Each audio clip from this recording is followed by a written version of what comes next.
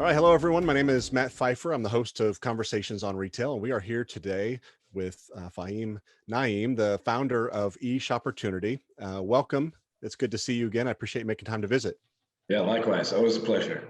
Thank you. I really enjoyed, and I've looked forward to this conversation for a handful of reasons. One, I think eShopportunity is a fascinating business, and some of the other presentations I've seen you give about your experience at Amazon. We'll get into all that. I also found it fascinating. You speak, I think you speak four languages. Yeah, four languages. So I think what makes this series a little bit different than some is I don't want to just dive into each opportunity and how you make a living and how you change in the world and so forth, but I really want to give our audience an opportunity to get to know you as a human. So if you would introduce yourself and talk about kind of where you grew up and what that early life experiences look like for you. Absolutely. Appreciate that.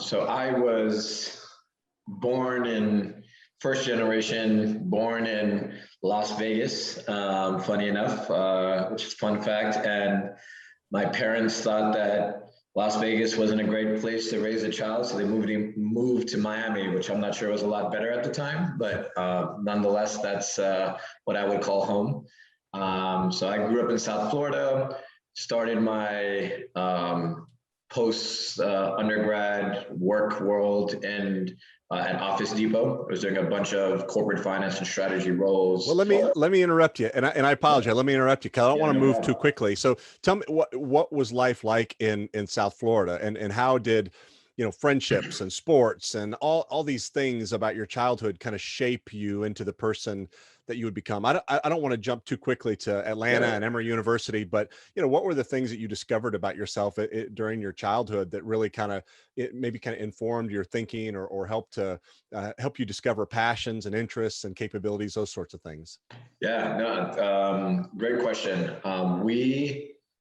My parents being first generation, or me being first generation and then migrating here from India, Pakistan, in the 70s, I think had a big influence on how I grew up in a number of different reasons. They were the typical hardworking, working class family that owned a convenience store that I think my dad didn't have a day off in 23 years. He was at the grind. I grew up helping out and spending a bunch of my teenage years also working at the convenience store and a couple other areas. So I think in my mind, there wasn't a conventional sense of, do you enjoy what you're doing and what's the career path and some of those things. I always viewed everything through the lens of my parents, and that if they worked as hard as they did to dedicate their life to provide me with additional opportunities, what's my excuse? So I think that shapes my education. They were very important. They stressed that education was very important. So I was fortunate. They enrolled me in a number of courses early on. I ended up being valedictorian in my high school, and was always a straight A student, sometimes unwillingly, but because of no alternative options, I guess we can say. I always thought that was the only option.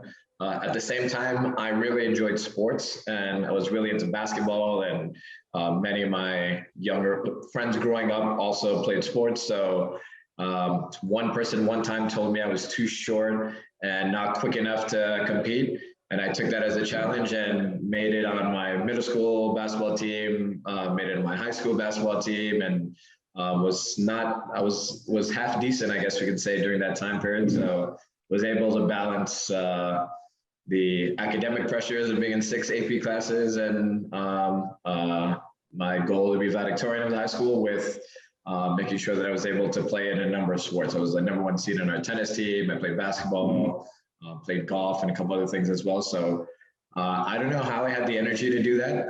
In retrospect, now when I have less than 5 or 6 hours of sleep, I struggle the next day, but I was doing that on 3 or 4 hours of sleep on average in high school. So probably just was just in a different zone then, and I'm sure my parental influence had a big reason for that. And I really enjoyed being in South Florida. Was an interesting time. South Florida was going through kind of post cocaine cowboy years, I think people will call it. what exactly is South Florida going to look like. There's not a lot of Asians or Indian Pakistanis in the area. My dad ended up becoming fluent in Spanish as a result of that, and I thought that was amazing. And the way he was able to adapt to the local culture, and I think that again influenced my my upbringing. So I really enjoyed living in South Florida. At the same time, as you probably heard the stereotypes, South Florida is Miami's very flashy and works on a different different pace than most of the rest of the countries. So it's always fun to go out and party and do everything that that is around, but at the same time keeping your eye on the prize on what your ultimate focus on is. Probably more distractions than many other places as a result of it, but I think I was fortunate to be able to navigate that and have a good time doing it. Yeah. So you quite literally grew up in retail, working in your father's store. Yep. Yeah, I was fascinated with kind of this interaction with consumers and what they want to purchase and how they were influenced by pricing and how they made decisions on what product that would look at it. And again, this is all in the pre-Amazon days where you can crowdsource your decision making. Why is the person choosing Marlboro versus Newports? And is it marketing? Is it pricing? Is it rebates? Is it placements? And kind of go down the candy aisle, go down the grocery aisle. Since I was working, since a teenager there, I went on all the Costco trips with my father. We talked about SKU assortment in a more informal way, talked about pricing, came up with kind of rough P&L so that we had an idea of what the business was doing and how much margin we had and how much we can spend on payroll and some of those things. So I think I got a bunch of real world experiences as part of that process. Yeah. Would you say that you fell in love with retail in the process? I mean, obviously you didn't hate it to have dedicated your career to it. Mm-hmm.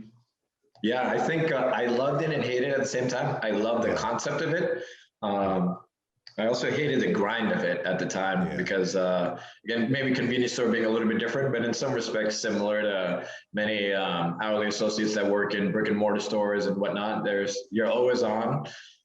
You always have 8 different things that you need to do at the same time and customers to manage during that time period. So I think I was very fascinated, but also overwhelmed with how entailed or involved retail is and how many different pieces go into it. It's a lot more than buying a couple of products and selling it at a profit. There's just like people will tell you in many small businesses like restaurants, I've heard similar, the amount of heart and soul that goes into the process is not often recognized unless you've gone through the process, I guess, probably a better way to put it.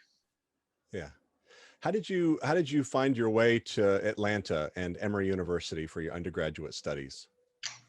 So as part of my high school, I won a bunch of scholar athlete awards that gave me some scholarship money, which was very helpful at the time as we were making some of the decision-making process. And Emory University also gave me one of the larger financial packages amongst the schools I got into. And at the time, I thought I was going to be a doctor because nearly every Indian Pakistani child thinks they're going to be a doctor as they're growing up.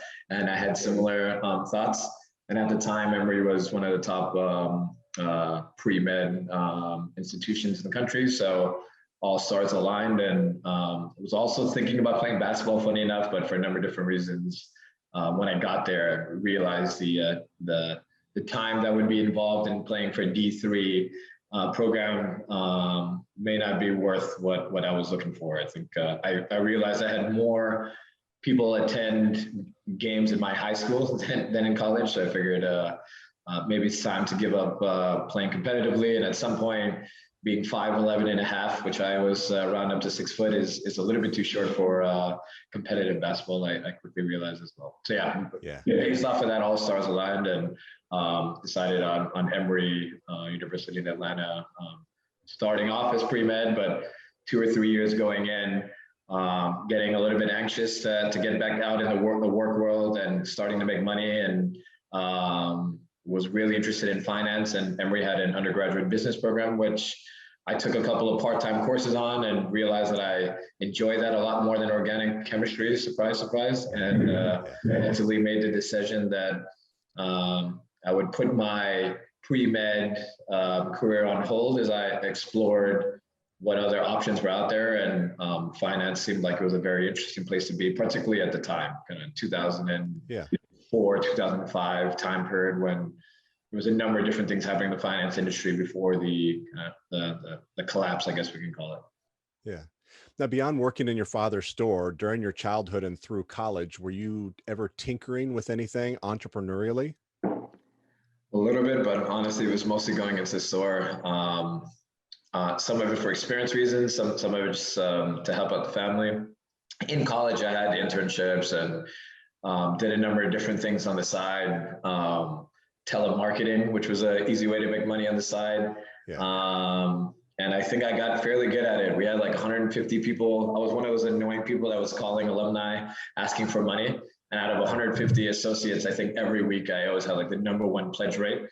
So I think probably some of the skill set I learned in the retail environment transferred over to that, but I didn't want to get into hardcore sales in the long run. But I had a number of part-time jobs to supplement income during the time to help pay for things that that were needed, but nothing as sexy as starting a Facebook and in my garage, at least at the time. I was still very much, how do we make sure that we have enough right now to focus on the right now before we start talking about that tomorrow.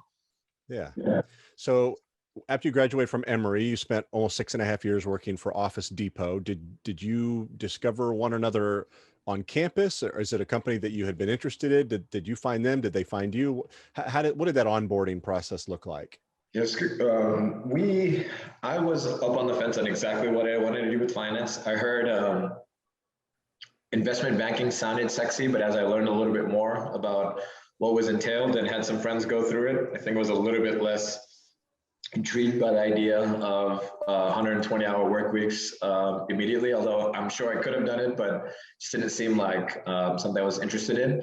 I had this degree in finance and I was wondering where to apply it. And I really liked numbers and I really liked the idea of financial statements and some of those, but using finances to help operate a business. So I was wondering what path to go down. I liked the ideas of being close to home and staying in South Florida if there was an opportunity. And then through, I think, an alumni posting, I didn't even realize Office Depot was in South Florida at the time. And as I was learning more, I said, whoa, I can actually live at home and satisfy this need to work in a finance role, but still have exposure to operational areas. So I think one thing led to another and started my career at Office Depot. During that time at Office Depot, I was very fortunate in some of the roles that I was able to take on. And I think I was just hungry. I was a go-getter at the time. And I wanted to transform what my role was to maximize my impact. So my first role was being basically a senior financial analyst for real estate deals. So basically running pro forma analysis on any new store openings or renewals that Office Depot was looking at. And as a result of that, or as a part of that, I should say, there's a monthly meeting with the executive leadership team, CFO, I think, president of retail, and a couple other executive team members used to be at that meeting deciding. And my predecessor at the time did a great job of running the financials, but unplugged in the meeting. And I was really interested, and I wanted to figure out how I can help. So I think I took the chance and spoke out a couple of times during those meetings to provide some ad hoc analysis and some additional context, which worked out really well. And as a result, I built a very strong relationship with some of the executive team and was able to become a focal point or a key player within that monthly meeting with the executive team. And one thing led to another. I got promoted a few different times during my time at Office Depot, and was able to have direct reports, even though there's people that were two and a half times older than me. And I was moving up the corporate ladder and working on a bunch of sexy strategic projects for the C-suite. And things were going well, and got told by a couple of different executives I was on the fast track. Maybe it was gonna be the fastest person to grow to VP level. And then the economy turned south. And it became a lot less exciting. So we went from opening 150 stores per year to trying to figure out how to delay openings or get out of lease obligations. And funny enough, the office supply industry was a barometer of what was happening in the economy for a couple of different reasons. And you could kind of see the writing on the wall that the industry was turning and the economy was going in a different direction. And it became a lot less about growth and mostly about cost savings during my back half of my tenure there. And even though I continued to move up quickly within the ranks, so to speak, decided that it was an industry that I wasn't excited about given everything was going on and wasn't sure if it was going to recover. Other fun fact is long ago, before Amazon took e-commerce serious, Office Depot was actually the largest e-commerce player in the world because a big portion of their business had happened, their contract business happened online.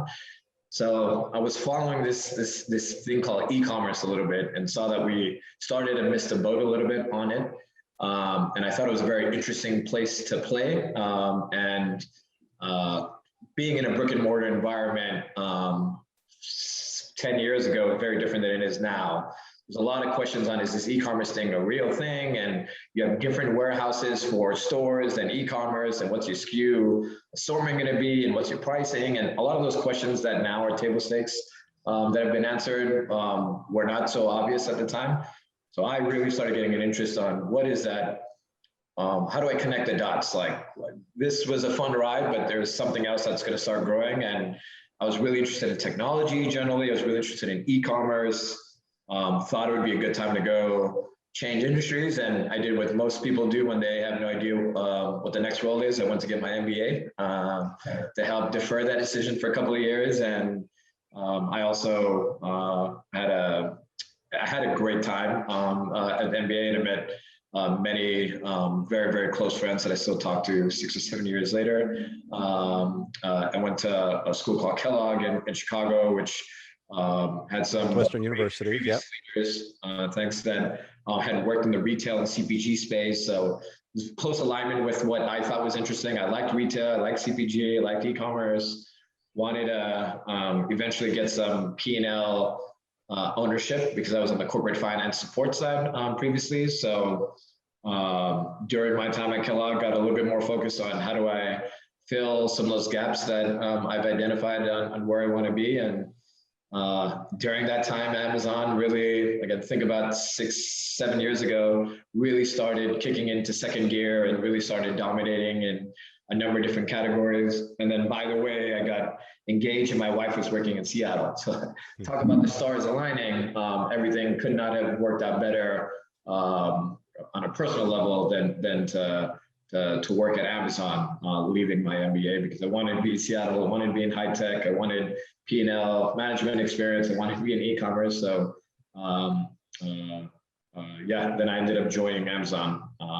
Happy to keep going unless you have any questions, or I can keep. Yeah, well, so yeah, no, I think that's great. I was maybe going to slow down a little bit about your experience at Northwestern, but I think it'd be more interesting to our audience to really learn about kind of your early experiences at Amazon. What were your early roles? What was the culture of the business like at the time? What were some of the things that you got to work on? Maybe some of the folks that were mentors and very influential in the early part of your career with Amazon. Absolutely.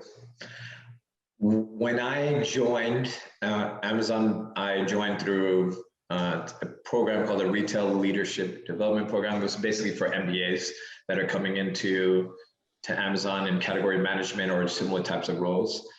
And I was originally supposed to have a different role. And then maybe a week before I started, got a call from my new to be manager saying that they had a recent category manager leave Amazon unexpectedly, and they needed to quickly fill that gap.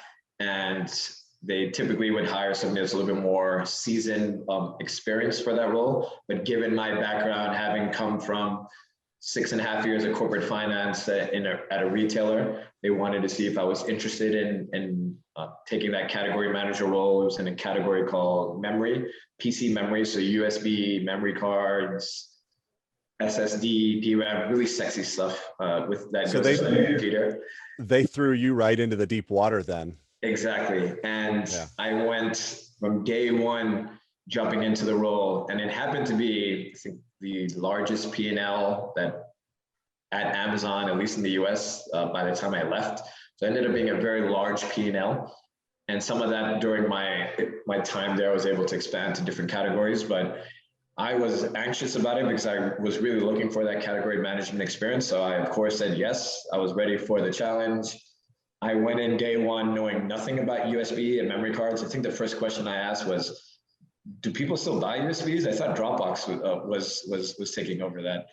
Yeah. To becoming an expert, I think, in the space. I spent tons of hours after work researching the space and the industry and learning more about the suppliers and everything so that I can speak more intelligently when we're talking to vendors, and learned a bunch from them along the way. And within that time period, looked to my manager at the time who had previously managed the category on additional resources on how I can become best in class and understanding this, and how I can talk the talk to our vendors at the same time. How do we get more efficient at what we're doing? Amazon, even 6 or 7 years ago, despite being it was probably a $60 billion retailer at the time, a bunch of the processes weren't yet developed. So if, for example, if a brand wanted to run a promotion, there was not a self-service option that was available for them to go ahead and do that on the vendor side. And I'll talk about exactly what I was doing in a second. So somebody would have to email me and I would have to go in and manually create this.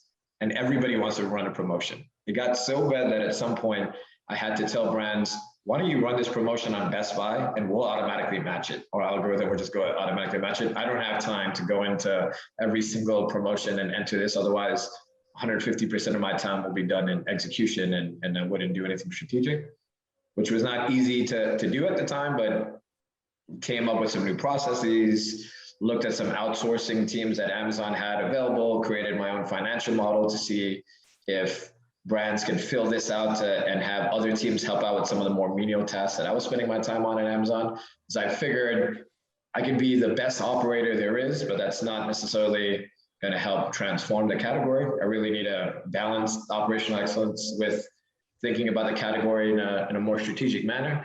What's the right pricing strategy? What are the right merchandising and marketing levers? What brands are not on Amazon now that have strong market share in retail that need to be on Amazon? Or what are some of the brands that we're over-indexing in?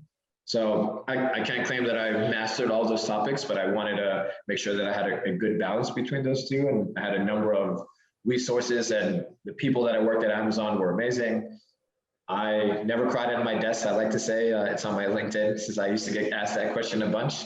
Yeah. I actually personally enjoyed, and I'm a little bit different than I think many, in that I was working in retail, as we just talked about, my entire life. So I know what retail is. I know it's a transactional, day-to-day, wake up at midnight due to a pricing error type of business. And I was ready for that. And I was actually seeking that out because that was something that was missing within my tool belt. But at the same time, would be lying to say that it was a 9-to-5 job where there was a bunch of processes in place and you're just going through the motions. I really dedicated myself, and I took it very personal to see my business grow. I started getting direct reports. I started taking on additional responsibilities during my time at Amazon, and I slept at the desk many times during Black Friday to Cyber Monday week. I spent all of my vacation, all of my weekends looking at work, even though I probably frustrated my wife at the time. But that's what I wanted to do. I wanted to make sure that I was able to have a lasting impact on the category, and that I would personally gain a bunch of experience along the way. And that's what I did during my time at Amazon. Yeah. You were there a fairly brief amount of time, I think just over a year, if that's right. At what point did you start kind of daydreaming about, eShopportunity, and is it something that you kind of tinkered with in your off time? And what was your early thinking? What was your thinking pre eShopportunity as you were building up toward that launch?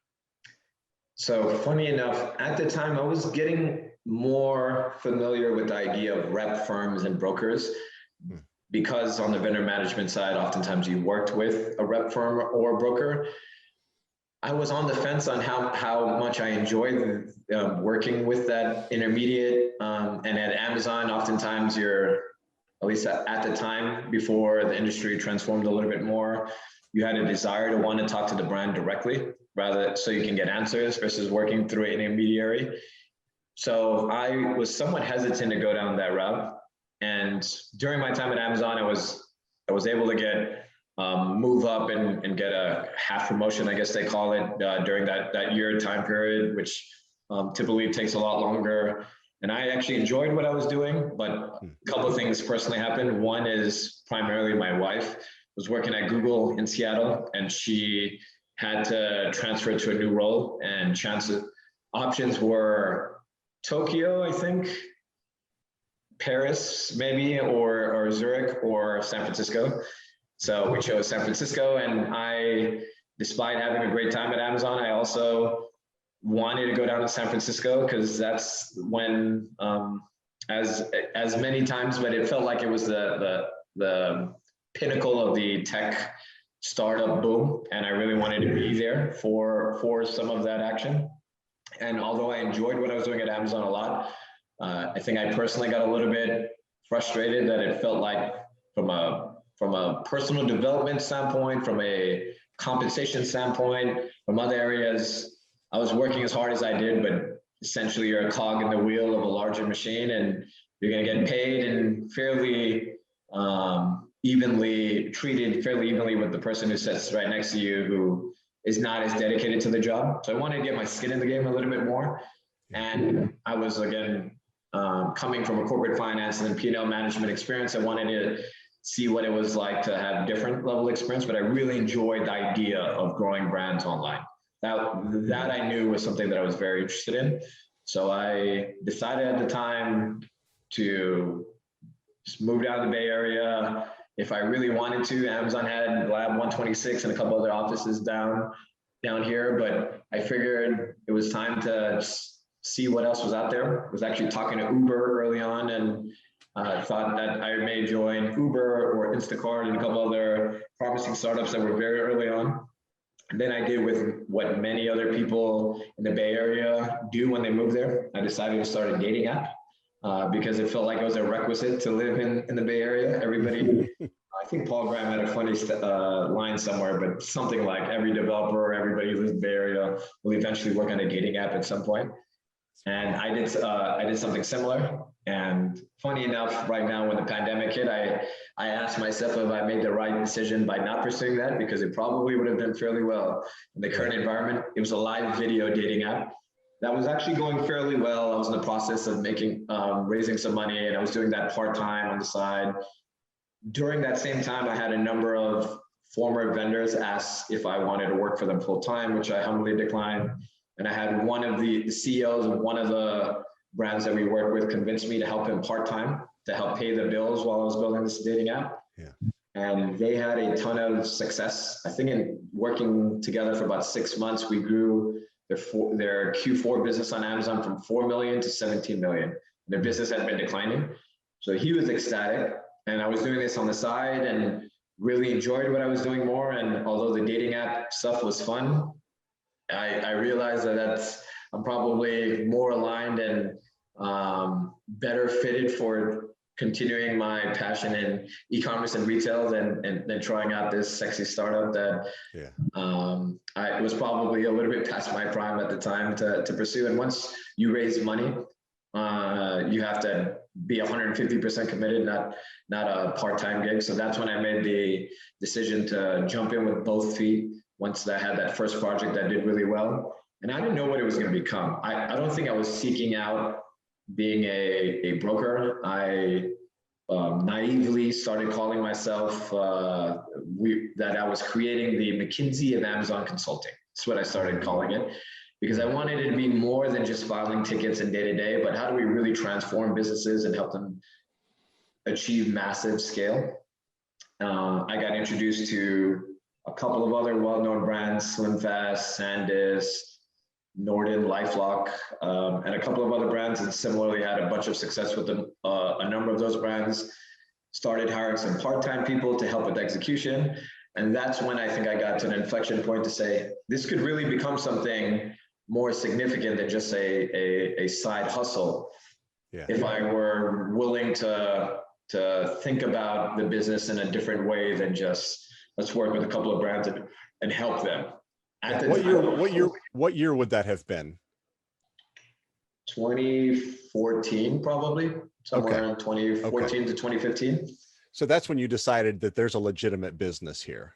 I think so. And that was, and I think context is very important. 6 or 7 years ago, there wasn't a ton of Amazon experts out there.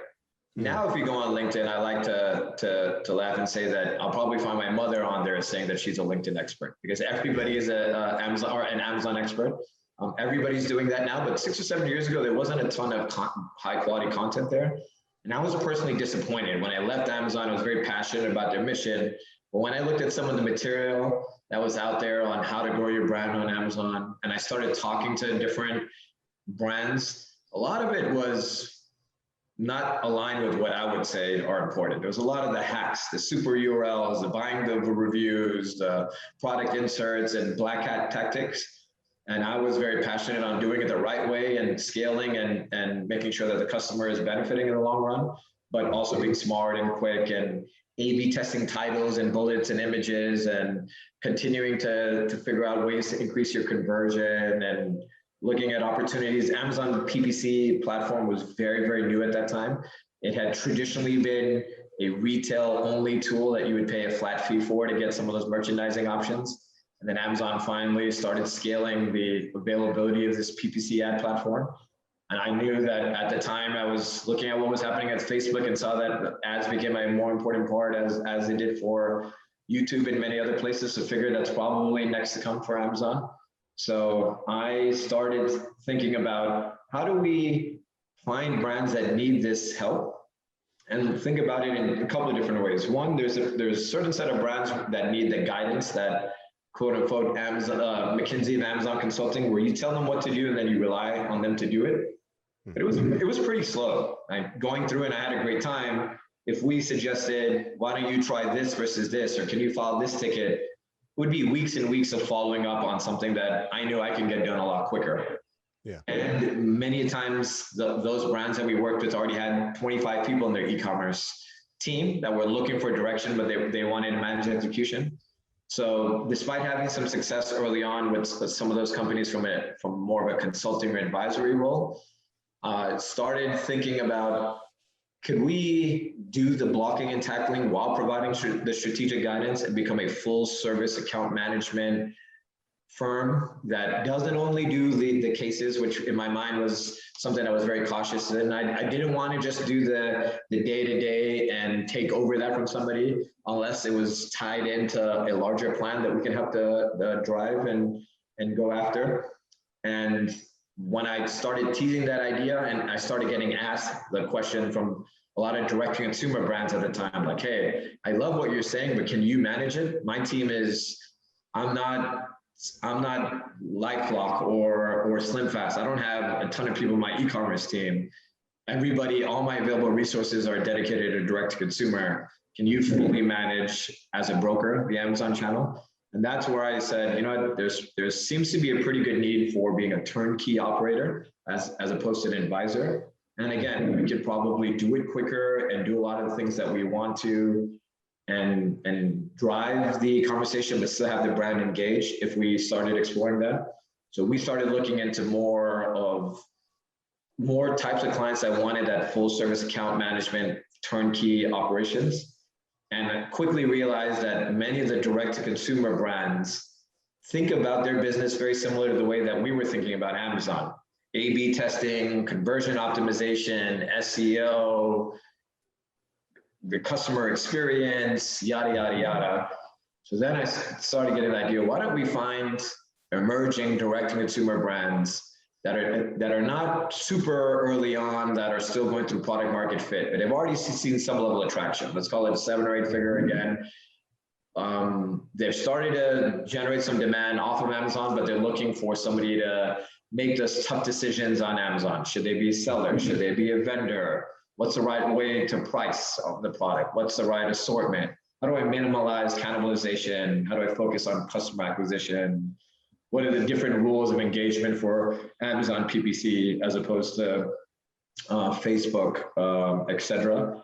And again, perfect alignment with many of the direct-to-consumer brands. So we started seeking some of those brands out, and a few years back launched a number of leading direct-to-consumer brands that we're still in many cases working with. So Native Deodorant, Nectar Mattress, Exploding Kittens, a little bit more recent, Harmless Harvest Coconut Water, a brand called Glamnetic, which is doing some very disruptive things in the beauty space, Skylight's best-selling picture frame on Amazon, and a number of other 7- and 8-figure brands. We work with a ton of top-selling supplement brands in their categories, we worked with Sunbasket meal kits, and a number of other just very interesting brands all over the place in terms of category, but similar profile in that they've built a strong business and they're looking for expanding on Amazon, but they want to do it in the right way. And they want somebody to help manage all those pieces, but they want to be along for the ride and they want to understand what's going on, and we'll have some ongoing conversations. So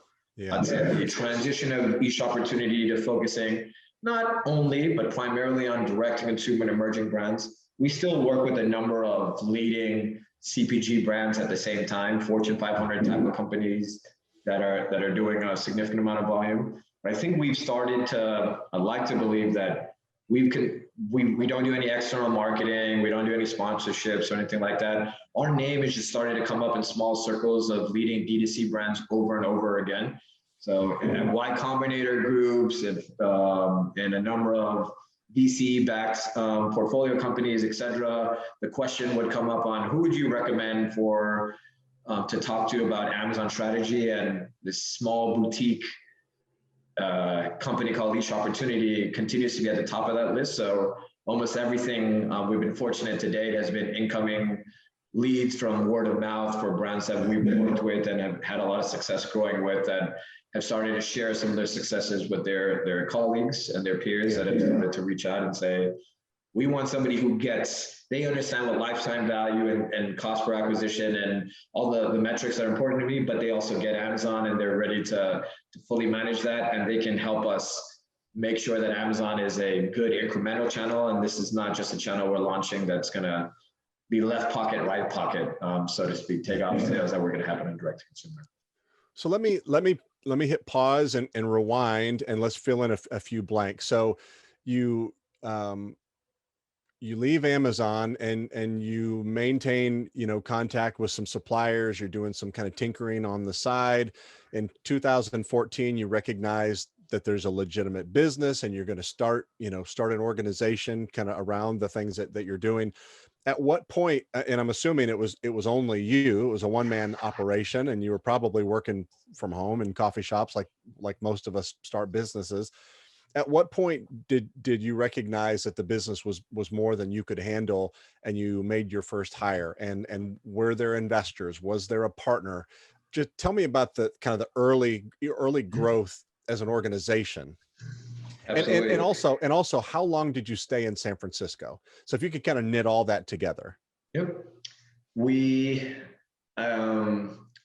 started having some success with some of those larger clients, but I realized quickly as I started offering some of the execution, I was starting off with contractors and people I used to work with at Amazon that had left and others that can help, but realized that at some point, if I really wanted to scale this, was obviously going to need some people. And I quickly realized I was not good at delegating. I wasn't good at understanding what I should be doing versus others. So I hired my first intern to help figure out that process. And she was more valuable to me than just the execution. She helped me realize how could I scale this? Because in my mind, this is a human service that they're buying, the advisory, the amount of knowledge that's required to do this, I thought was going to be very difficult to scale. And when I quickly realized that you can do that, you just have to be very thoughtful on what areas I would manage, who's doing the client interaction, who's doing the execution, how do we create processes and whatnot. That was very helpful, and that helped us create some of the processes internally to hire our first few employees, and we continue to scale since then. So that, and then also going back to your other question on working from home, I was working from home and a number of co-working spaces, and got introduced to a number of different people in the Bay Area that ended up becoming best friends of mine and valuable resources along the way. And the quote that sticks in my mind is my wife told me early on, you need to find a reason to put pants on. And that stuck in my head because I was, and now it's less funny in the pandemic world, but previously it was, whoa, that's true. I need to get out of the office. I need to get out of the house. I need to find a reason to change and feel like there's a change of pace versus just being at home and working all day and everything blending in. Although that sometimes feels like with the pandemic has started to happen again, but that I was, I think, forced to. I wasn't necessarily seeking out saying that I wanted to make this a 1,000-person company and I want to make $1 billion doing this. It was more, I was forced to, and I was probably stubborn in that I want to keep this close to chest and I want to make sure that we're clicking on all cylinders and providing the best value. And if we continue to scale from there, great. But the execution was the value of the execution was the most important thing to me at the time. So I think I was probably slower than I should have been on bringing on additional resources, but that was very purposeful as part of that. And during that entire period, we had an office in the Bay Area. We were, funny enough, on the other corner from Walmart.com in San Bruno and YouTube, where my wife was working. So I had a number of colleagues that worked at Walmart.com, and we were obviously very interested in the e-commerce space. And although we were focused on Amazon primarily, very interested in seeing what our brands were doing. Many of our brands were selling on more than just Amazon, and I'll fast forward to what that means in a couple of minutes and why we decided to move forward with being acquired and what some of our goals are. But during that time period, we had an office. I was very big on making us as lean as possible to avoid losing any quality, and waiting till the glass was overfull to adding that next employee. And one of my good colleagues, and happens to be probably one of my best friends now, was a founder of Native, Moise Ali, and he launched Native in front of my eyes. And I think I told him nobody would ever buy a $12 stick of deodorant. So if nothing else during this podcast, realize that you should never trust my advice because I don't know what I'm talking about. But during that time period, I saw what he was able to build with his business, and he sold his business for $100 million with 8 employees at the time, which is not common. And I had a similar viewpoint. I wanted to keep it very lean, and I'd rather say no more often than we say yes, and be focused and spoiled on the types of brands we worked with.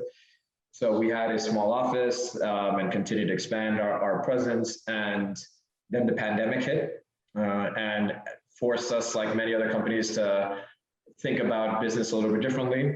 We were already starting to think about the idea of hiring some employees remotely, just to diversify from being the Bay Area for a number of different reasons, not only from a comp perspective, just diversity of backgrounds from candidates, and to see if anybody had Amazon experience that would be ready to hit the gate a little bit faster than people that we're finding typically in the Bay Area.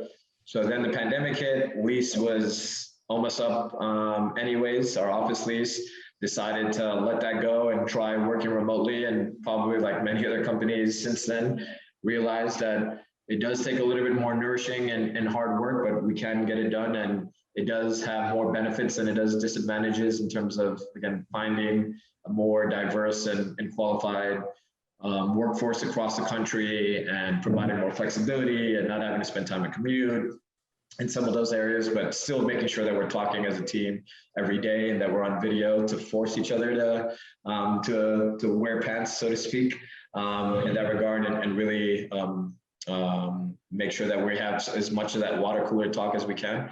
So during that time period, once we decided to go ahead and give up the office, I decided that I probably didn't need to be in the Bay Area anymore. And I decided to join the mass exodus out of the Bay Area. And growing up in Miami, always had thoughts about coming back, and I have 2 kids, and things get a little bit more complicated, as you probably know, with schools and some of those, and some of those decision-making criteria. It's no longer My top priority is no longer my distance to the beach or to the Heat Arena anymore. Now it's about school districts and activities and some other types of things. So we thought it was just a great opportunity to move back down to South Florida. Made the move, and we've not missed a beat. We've hired additional people at eShopportunity. We've continued to expand our service offering, and we'll, just like other companies, figure out ways to bring the team together on a regular basis, but also love the idea of having people that are able to work remotely in a very productive manner. Yeah. So you were recently acquired by Advantage, and I don't know how much you can share about that transaction, but I'm curious, was selling the company something that had long been a part of your vision, or was it just right opportunity at the right time? And did they come looking for you? Did you go looking for them? As much as you can share about your tie-up with Advantage. Absolutely. So when the pandemic hit, I think it got to that next inflection point. It was actually a little bit scary, funny now to say that e-commerce is obviously blown up with the pandemic, and it's obvious to everybody that the industry has benefited, but it wasn't that obvious if you recall last year in March or April what was going to happen. Amazon France had all these issues where Amazon and the country of France were having all these fights about should Amazon be able to send out non-essential goods, and they had to close warehouses and a bunch of things. And there's a lot of genuine concern on the impact it would have to our brands. Several of our brands had COVID outbreaks in warehouses and forced them to pause contracts with us. We had to delay some new client launches that we already had verbal approval for. There's a lot of ambiguity in what Amazon was going to do. Are they only going to focus on, at least in the US, those essential goods? And that's when they started tinkering with 28-day delivery times. So I think we were at there's a big question mark on what's going to happen and how do we weather this storm, because we were continuing to grow in the right direction and move up into the right for our brands and as an enterprise. We also had some personal things happen with staff, people on the team, and COVID and family members being impacted and some of those types of things. So I kept on telling the team, we don't have the right answers. Let's weather the storm together. Let's make sure we do everything we can for our clients and for us personally, make sure that we're safe. And we weathered the storm, so to speak, fairly well. Knock on wood, things started rebounding a little bit more. And e-commerce we live and breathe e-commerce, so we've already known that it was going to continue to be an increasingly important part of everybody's business. But clearly, COVID helped accelerate that process even further. And then it started making me ask some of the tough questions, or answer some of the tough questions that I had left unanswered. For example, many brands had been asking us for years, who's the eShopportunity of Walmart.com? Or can you help us out with Instacart? Or what about Kroger or some of these other channels? And we naively said, we want to be the best there is in one channel, and we live and breathe Amazon, so that's where we're going to focus our time and effort. Yeah. But over time, answering that question, and we got that question a ton during the pandemic, and kind of as things started to slow down with that first wave, and I didn't have any good answers. And I started asking my question during that inflection point. We've done a pretty good job with what we've done so far. We have a great team in place, and I think we're the best there is at what we do in terms of Amazon. We have strong relationships, and we're really great. But we want to help our clients grow in other channels, and everybody's doing Amazon at this point. And even though I think we're the best there is, that's tough to discern to a new brand. So how do we make sure that we're continuing to serve our existing brands and also attract new types of brands? And are we going to build those competencies from scratch? And we could if we needed to, but it'll be a lot slower. Or is there anybody that can help us connect those dots? So we started entertaining the idea of either getting investors or an acquirer that can help fill some of those gaps, and met a number of people along the way that I thought could have been very interesting. And then got introduced to Advantage Solutions, which not only helped fill in some of those exact gaps and is a leader in retail media networks and helping brands expand to those additional marketplaces, but they've also acquired other Amazon agencies. So they know what they're talking about. They built some in-house tools. They get the lingo and they get what we're focused on. So I thought that was probably a perfect fit for what we're looking for. Somebody that has some experience with agencies like us and will help us scale from where we're at now to something a little bit more meaningful, and provide some of those, help us fill some of those white spaces that we're not yet serving. So was really excited to meet the Advantage team. And as of February 1st, so we're about 4-ish months in, we were acquired by Advantage and having a great time learning about how we can better serve our brands on additional marketplaces, as well as additional things that we can do on Amazon. For example, we had some design resources for brands that couldn't do in-house assets, but not at the scale that we wanted. Now we're able to expand our service offering, and we can take new product photos and create videos and do things for brands both on and off Amazon. We can offer additional service offerings like monitoring of third-party listings on Amazon and other channels, et cetera. So we're very excited about expanding our scope of service. At the same time, eyes on the prize. I'm probably more stubborn than I should be, and making sure that we very slowly and thoughtfully bring some of these additional pieces to the puzzle, because the last thing we want to do is impact our brands in a negative way because we move too quickly in doing that. If anything, we're probably going to be too slow rather than too quick in making some of those, because we want to make sure that we treat every brand's business as if their own, and we're not losing anything along the way. Yeah. So we're pushing up against an hour. I can't believe the time has gotten away as quickly as it has, but I've got 2 more questions I want to ask you. One, obviously one thing that COVID taught us is that it's impossible to predict the future, but through the lens that you're looking through today, what does eShopportunity look like 3 years from now? So TBD, 4 months into the acquisition, I probably don't have a definitive answer on the specifics. What I can say at a high level is we want to be the best there is for our brands. We want to be the best turnkey operator and / partner for leading direct to consumer and CPG brands on not only Amazon, but additional marketplaces as well. And everything we will do will support that. So that will probably mean scaling the number of brands that we support, scaling the amount of services, scaling what we're able to do in-house versus what the brand is potentially managing. Currently getting a little bit smarter on how we do that, finding different profiles of brands that we work with, so it doesn't always have to be that 7 or 8 or 9-figure brand. Maybe we can start finding better ways to engage with brands that are a little bit earlier on. And then similarly, direct to consumer, many of our brands' DNA is direct to consumer. I'd love to figure out ways to add value on their own channel as well. What else can we do? There's a lot of things that we're doing that I think could be replicated on their platform in terms of learnings and some of those things. So I'd love to complete the picture a little bit more versus being one service provider that they're turning to for this channel.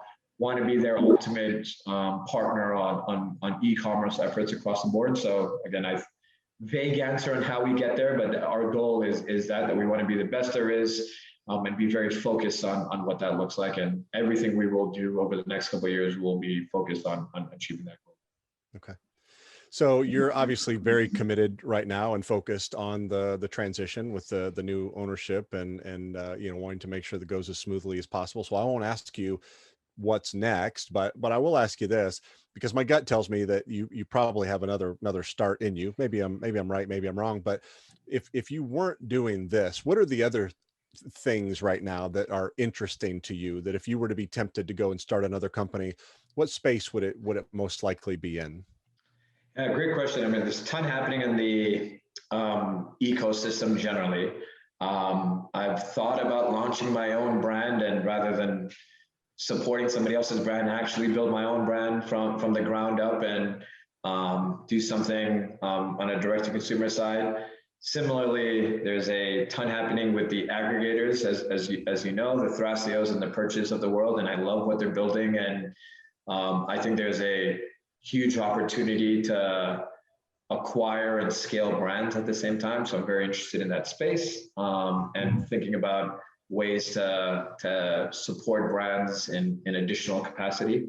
But it would definitely be something related to e-commerce. I think I've learned through my dating app experience that I'd rather stick with what I know inside and out, and what I think about e-commerce when I go to sleep and when I wake up. Even if it's not business, it's about what brands are doing and whatnot. So it would be something very aligned to that. And again, just between launching my own brand and or thinking about the aggregator space in some way, I think those are very interesting to me when the time comes.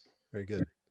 All right. Well, Fahim, Naim of eShopportunity, it has been so fun getting to know you and learning more about your business and the world as you see it. Thank you so much for making the time to have this conversation, and I hope to meet you in person someday. Maybe it'll be in Miami. Have a great day. Absolutely. Appreciate the opportunity. Thanks, man. Thank you so much. Bye-bye.